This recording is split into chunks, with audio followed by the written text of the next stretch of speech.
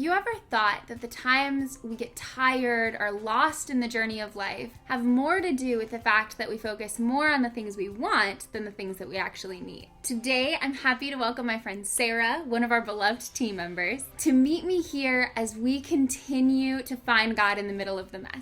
Think about this for a second. Where do you spend the most time? Is it doing what you want or is it doing what you need? That's a really good question. So I would say for me personally, it's kind of right in the middle because the things that I want is actually work. So I'm actually kind of a workaholic. But I know that I really do need rest. And so for me, that would be something that I really have to kind of work on, because even though working makes me happy, I still need to have rest, because otherwise, girl, I'm gonna be all over the place. Right? What about you? Do you actually feel life in the things that you're doing? Or do you think it's time to stop for a moment and reignite the spark of hope? I'm eager to hear what Pastor Cindy says about how to get more life into your life. Let's check it out.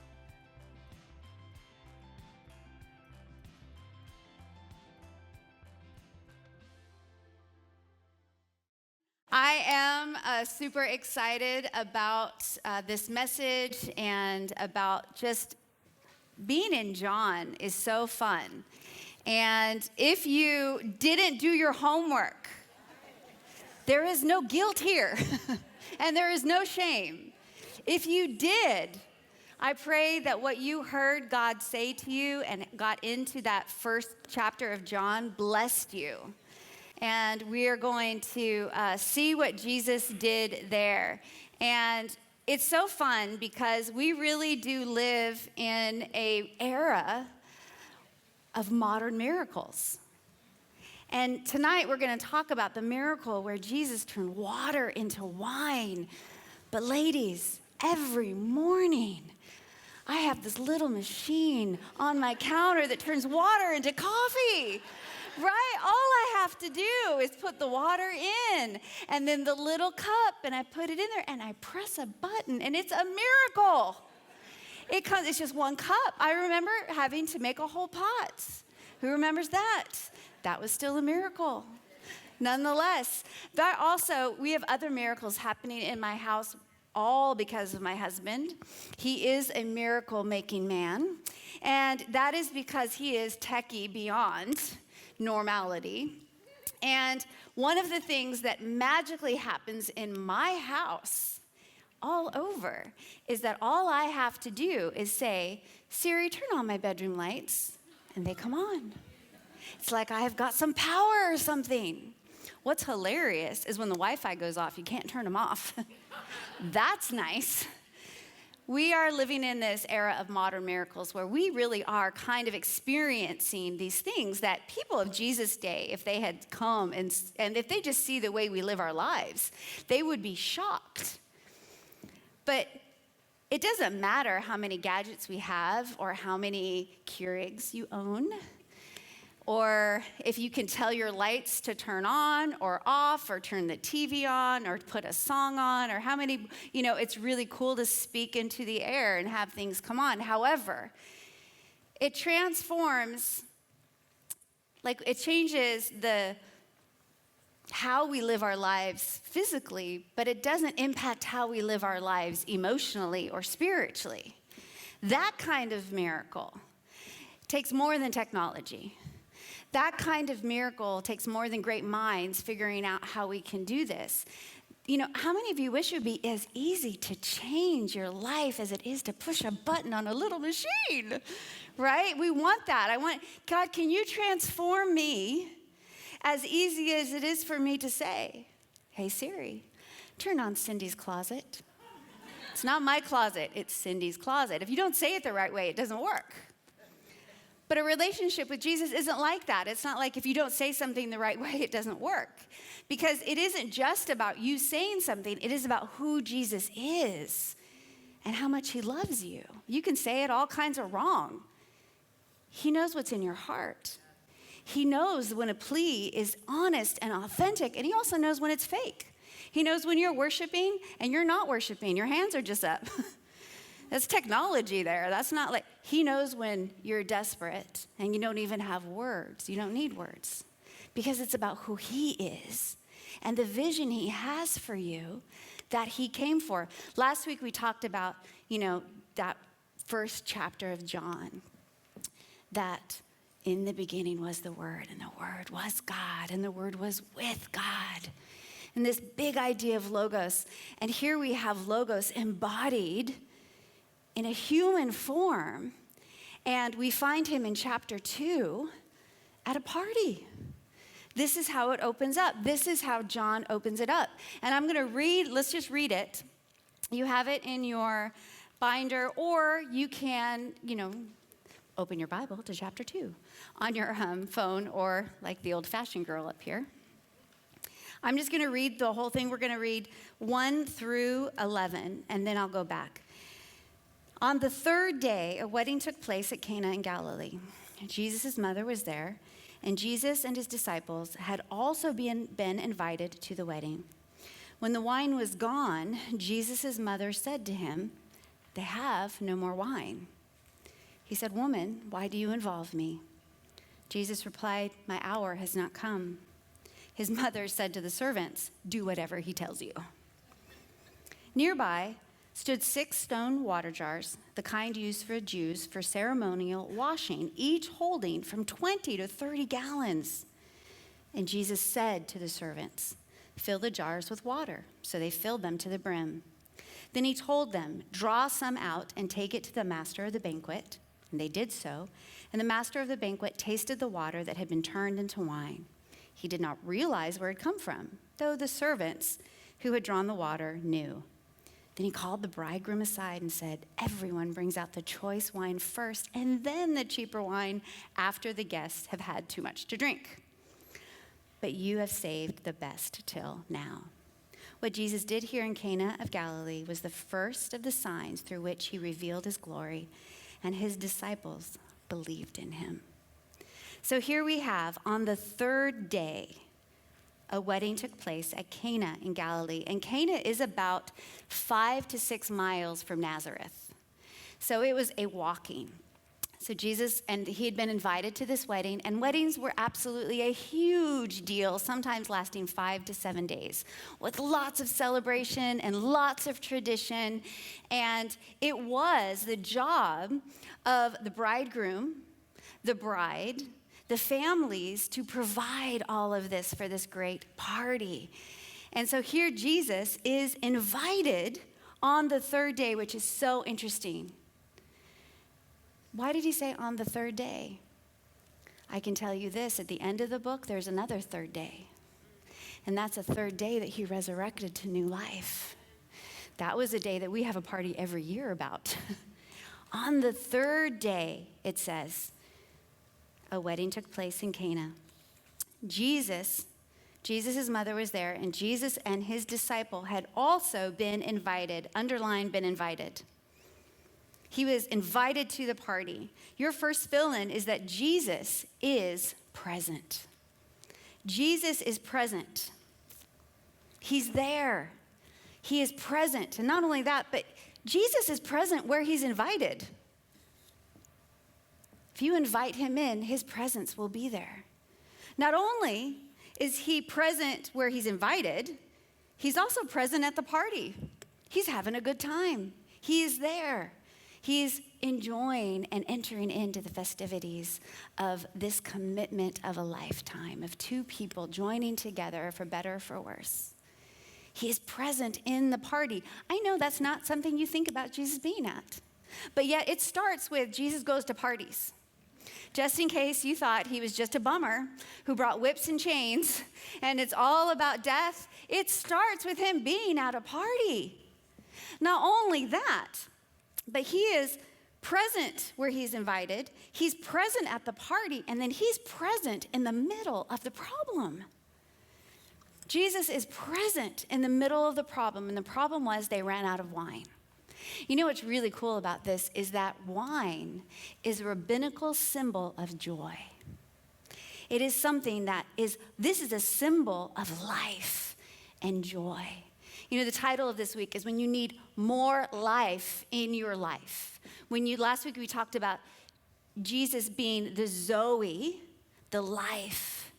and that it's the meaning and purpose of life. It's the inside. You know, sometimes we get so busy with life that we become numb and we just go from one thing to the next. Or we get stressed out. And you're so stressed that you feel like you're going through the motions. That's just what you're doing. Your life is going through the motions, and you do the same thing every morning, and you listen to the same thing, and you have the same meal, and you see the same people, and you're like, I need more life out of life. And this is what Jesus came to do, to bring life in the middle of the problem. And the problem was they ran out of wine. And they didn't even say how long. Maybe it was maybe part of the third day, it was like third of 7, and they ran out of wine. Like, that's a bad situation. But not only that, but in that culture, there was a lot of shame involved in that. Hospitality is big in the Middle East. It's not a small thing. And so to run out of wine for them would have brought great shame upon the beginning of a family. And here we see Jesus' mother. She says, they have no more wine, which is the symbol of joy. And he says, woman, why do you involve me? Involve me, Jesus replied. My hour has not come. Now that seems like a weird response, right? First of all, who calls their mom a woman? I remember when Justin was little, and because we had a Bible school. We were directors of a Bible school at the time, and so people would call us Cindy and Bobby, and and then he was about 3, and he started calling us Cindy, Bobby, and we were like, we are mom and dad. I am not Cindy to you. I am mom. This is your mom. We had to teach him that we are to other people. But really what Jesus is doing here, and this is a moment that's so interesting because it's this moment where Jesus, one, is that Mary is his mother, but he realizes and wondering that there's so much more happening in him. Because sure, the party's going on around him, and he's enjoying it. He's enjoying the people. And she says, hey, here's this problem. They ran out of wine. And he says, why do you involve me? And it's funny because I heard a preacher say, if you're a single person at a wedding, what are you thinking about? Your wedding, or why you don't have one, or what yours will be like. And here's this moment where we wonder if Jesus is thinking about his wedding. Now, what is his wedding? In Revelation, there is a verse that says, blessed are those who are invited to the wedding feast of the Lamb. And it talks about this great wedding happening in heaven at the end of time when everything has been conquered. It is the picture of a wedding. And here's Jesus at the very beginning of his journey saying, my hour has not come, because before he can ever get to that wedding, he has to go through the cross. And he knows if he does this is the beginning for him. This is the beginning to the road to the cross, which is the beginning to the road to the final, last wedding feast where he can welcome all his children home. My hour hasn't come yet. And we don't know how much Mary knew, but she knew that Jesus was different. He was not a normal child, I'm sure. Definitely not a normal adult. She says, I love this. She says to the servants, you just do whatever he tells you. Those are pretty good words to live by. Do whatever he tells you. Verses 6-8. Nearby stood 6 stone water jars, the kind used for Jews for ceremonial washing, each holding 20 to 30 gallons. Jesus said to the servants, fill the jars with water. So they filled them to the brim. Then he told them, now draw out some and take it to the master of the banquet. Your second fill-in is that Jesus uses what is available. He uses what's already there. And what's already there are these huge jars that are actually used for purification washing. Because in the Jewish tradition, in the way that they related to God, was that they knew that they could not just come to God. They needed to be cleaned. They needed something to clean them. And so they knew that there had to be a sacrifice for them. And we know that too. We know that, well, I know I'm all kinds of messed up. I know that where I'm at isn't where God originally created me to be. I know that when I ask to come into God's presence, if it is without help, how do I have to stand? I still have, like tangled vines of shame sometimes that trip me up. I still have lies that I'm trying to overcome. I still have thoughts that aren't nice. I know that I can't come stand before God. And so the Jews they use these jars full of water for ceremonial cleansing. And these are the jars that Jesus uses. I don't think it's by accident. But Jesus uses what is available. Jesus will use what's nearby. You want Jesus to change your life? He's going to have you look around your living room. He's going to have you look in the mirror. He's going to have you look at your family. He'll use whatever is available. What's around you? We want Jesus to change our lives like he changes somebody else's life. But that's not how it works, because their life's totally different than yours. To transform you, he transforms you in the middle of your life. He doesn't rescue you from your life. He uses what is available, and the first thing that's available is ourselves.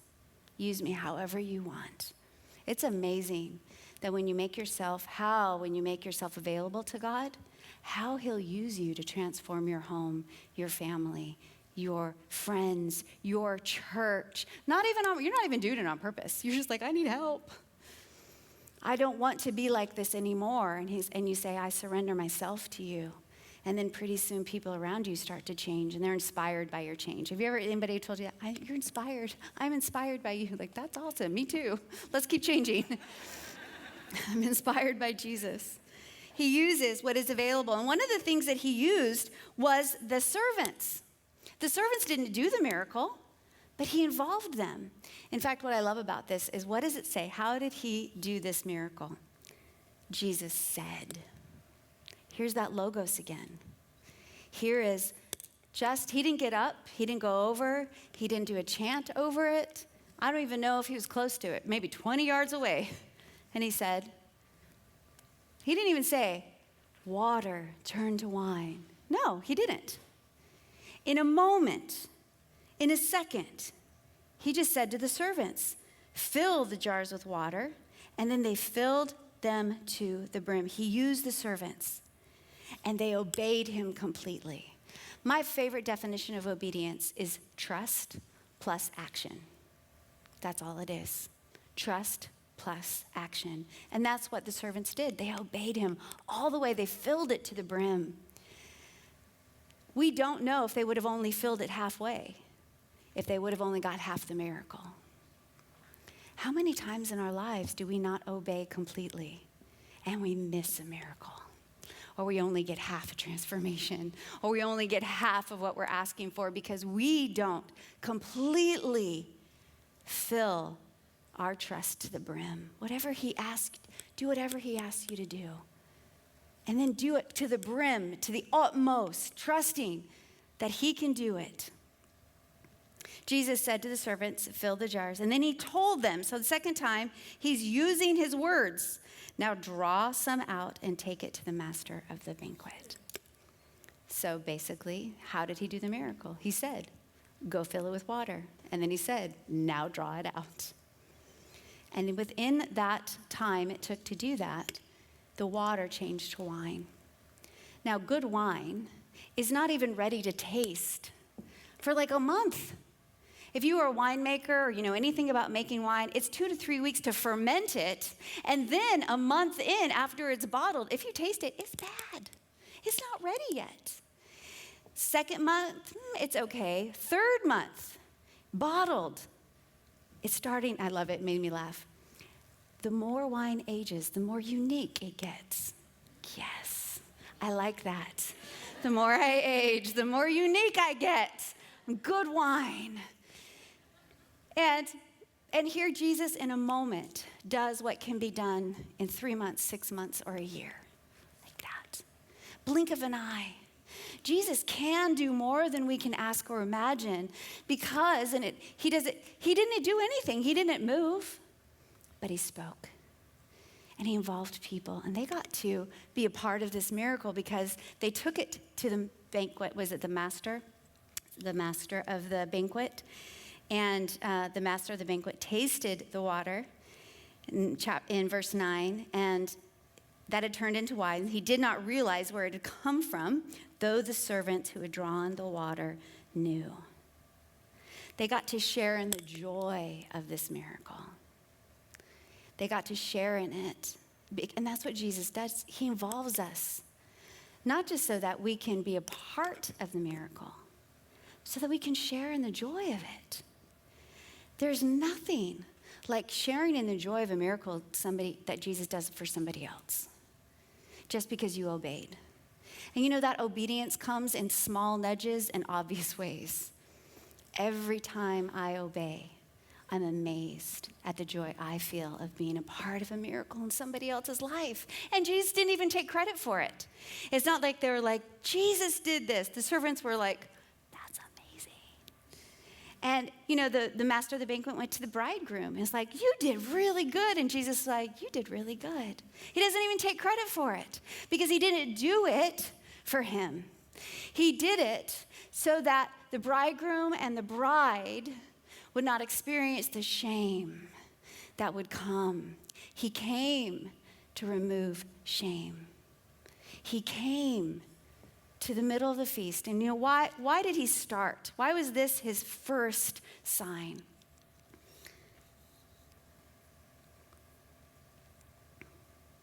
Verses 9 through 11. And in your binders, it says 6 through 8. It's not. It's 9 through 11. So keep tracking with me. They did so, and the master of the banquet tasted the water that had been turned into wine. He did not realize where it came from, though the servants who had drawn the water knew. Then he called the bridegroom aside and said, everyone brings out the choice wine first, and then the cheaper wine after all of the guests have had too much to drink, and they can't tell the difference. That's basically what he's saying. They're too drunk to know. Bring out the cheap wine. But he said, but you brought out the best. Your third fill-in is Jesus transforms water into wine. He takes what is very normal and basic and something that's available to everybody, and then he transforms it into the very best wine. When you surrender to God whatever you have, and it's just like, well, it's just water. It's just the basics. I don't have anything. I'm not anything special. I don't have anything. All I have is what? What do you have? What do you have? You have something. And when you give that something to God, he'll transform it into the very best. Life with Jesus isn't easy, but it definitely gets better and better. Why? Because he makes well-made wine. When you follow him, you have a well-made life.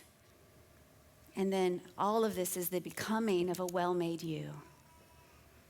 You are the prize that he came for. Jesus takes what you surrender to him and changes what is there into something more, whatever it is. And you don't get more basic than water.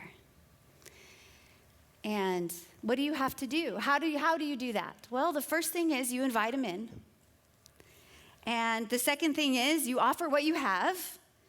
And the third thing is you do whatever he tells you. Invite him to the party.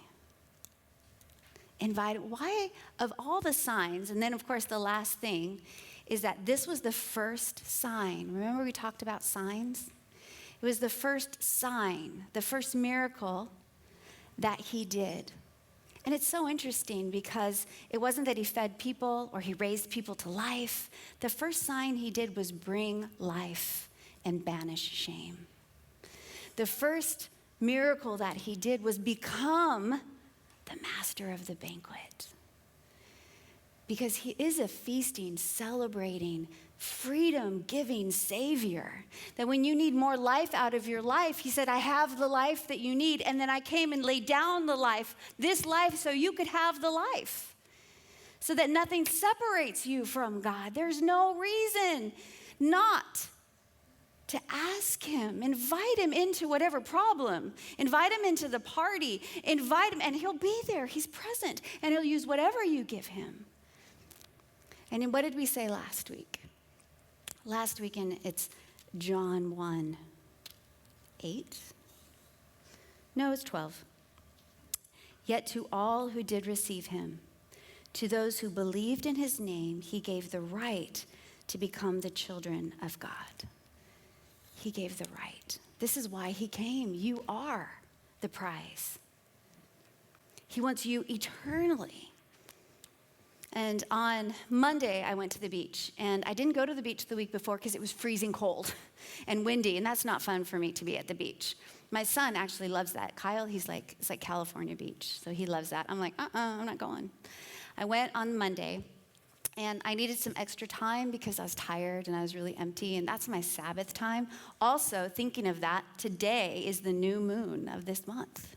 So if you were with me for the last Bible study, we talked about the Rosh Chodesh, which is once a month, taking a day to look back at the last 4 weeks and thanking God for what happened or learning from it, and then looking at the next 4 weeks and trusting God with it because the new moon is dark.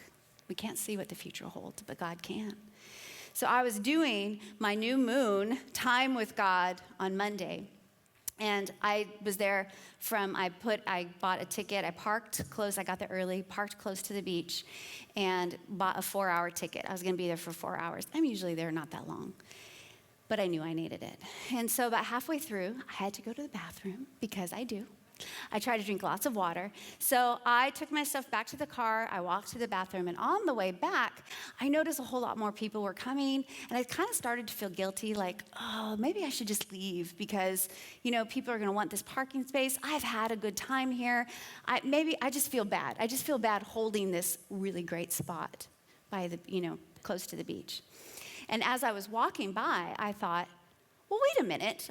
The ticket's already paid for 2 more hours. It's only $2 an hour, but it's still mine. I still have the right to stay in that parking space. And I was like, yes, I'm not going to feel guilty about that. I'm going to own this. This is my time in my parking space. I own this because for $2 an hour, I get to be here legally. And as I walked by my car on the way to the beach, I felt the Holy Spirit say, yet to all he believes, he gave the right to become children of God. How often do we not take the right that's been paid for, that's yours, to become a child of God? To let him love you, to let him transform you, to let him broaden your vision from what your past gave you, or your parents gave you, or your circumstances gave you, or abuse gave you. And ask for the vision of God for who he made you to be. You have the right to become the child of God. That's why he came. And he came and he did this first miracle at a wedding, at a party, because he came to bring life.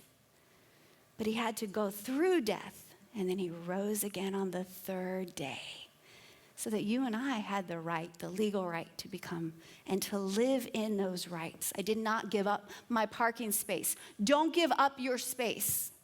The enemy wants to tell you, oh, that's not there. You don't deserve that. It's for other people. Other people can transform and grow. Other people can, become something. You know what? You can't. You're just used goods. Too broken. Too much. He's a liar because the ticket's already been paid. It's already done. I had the ticket. It had the time. On the cross, Jesus paid for your ticket, paid for the right. It's already done. All you have to do is own it and say, no, I have the right to be a child of God, 100%. I'm going to keep going, right? So the first 2 hours, I went to this side of the beach, and I decided the next 2 hours I was going on this side. So as I was walking to the beach, I was just really overcome with this. Don't give up your right. You have the right to be in this space. You have the right to be loved and connected to God who loved you so much, he sent his son. You have the right. And so I was just kind of walking, and I walked by some writing in the sand. And I walked by the writing in the sand, and I looked at it. And then I stopped, and I looked at it again. And I was like, what? So I went to look at it, and it says, Nora, Daddy, love. And here's a picture of it. Obviously, this is probably a child, because they didn't spell daddy right. But I loved it because it captured this truth, which is not Nora loves daddy or daddy loves Nora. It's Nora, daddy, love. Cindy, daddy, love. This is what love is. This is who we are. This is the right that we have been bought for, that Jesus bought the ticket for us so that we could own it, so we could stay there, so we could live there, so we can live out of the truth that you are loved. We say at Beloved, the whole reason we call this whole thing Beloved is that you are loved. Are you living like it? Are you inhabiting the space? Are you becoming beloved? I always talk about our jewelry because, not just because I love jewelry, which I do, but I love our jewelry because it's identity pieces. It's a reminder of who you are, that you and God is love. He came to be your dad.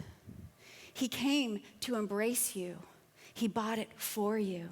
And then he says, let me bring more life into your life. Just invite me in. I'll use whatever you have available, surrender it to me, and then trust me. Do whatever I say.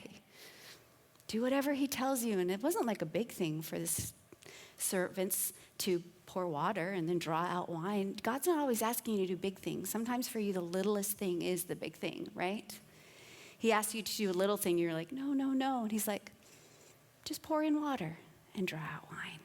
Just do that little thing I'm asking you to do. And so we have a new product that I want to tell you about. We have our newest item that is added to Beloved, and it is a Beloved ring. So we have bracelets. We have the necklace, and now we have a ring. This is a ring. It's adjustable, has a little heart on it. And it is that thing that as you're going through your day, you can look down and remind yourself, oh, that's right. I have a right to be here in love. I'm loved. I have a right. I am beloved. You are becoming beloved. It is something that you are, not something that you earn. It is something you receive and you put on and then are reminded. So, wherever you are tonight, wherever you are today, whatever you have, just invite Jesus in. Invite him into the normal things and the abnormal things. Invite him to the party, invite him to the problem. Surrender to him whatever you have, and then receive what he has for you. To all who believed him, he gave them the right to be the children of God. And here you are, and you're beautiful, and you're loved. Don't let anything tell you otherwise. Let's pray. God, I thank you for, opening up your miracles. The first sign, God, was to restore joy, to banish shame, to start with a party, to start with new life, because that is the reason that you came. And God, so I pray for every person within the sound of my voice that needs more life in their life. They need more purpose. They need more meaning. They need the truth, and they need less lies, less death, less fear, less anxiety. They need you. Speak life into them right now. Speak your truth that they would hear it. And God, come and do miracles in our lives. In Jesus' name, amen.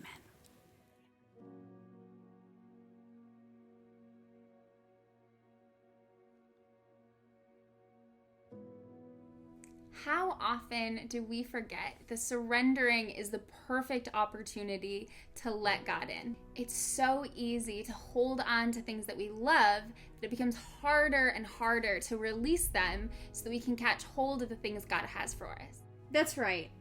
I love the way Pastor Cindy explains it, saying that Jesus takes what we surrender to him and changes what is there into something more. What do you feel like Jesus is asking you to trust him with today?